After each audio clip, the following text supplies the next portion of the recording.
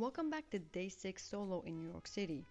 I started the day with something I'd been excited about since I got here, the NBC Studio tour.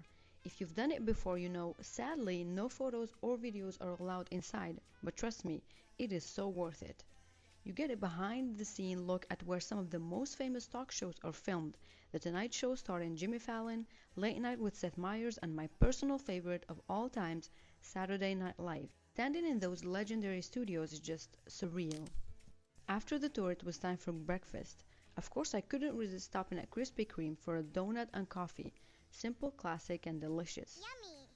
Next stop, the Museum of Broadway. And let me tell you, this is one of the most underrated places in New York.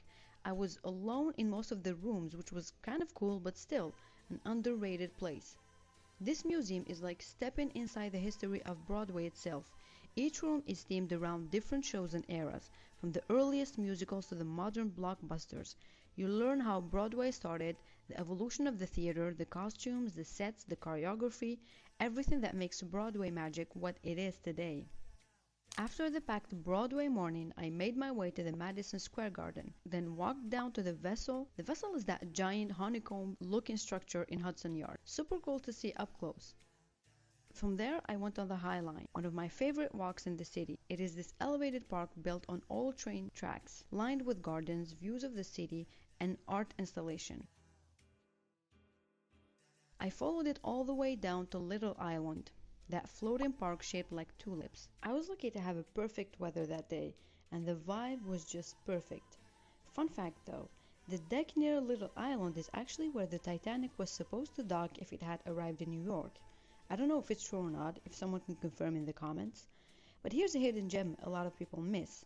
Walk to the very end of Pier 57, take the elevator up, and boom, you're on a free rooftop with a quiet, beautiful view of the Hudson River and the city. It is the perfect little detour away from the crowds.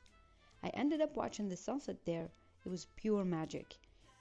When the sun went down, I walked up to Bryant Park, grabbed some dinner, and slowly made my way back to my hotel because honestly, my feet were done for today. I wrapped up the day with an episode of The Golden Girls and a beautiful view from my hotel room.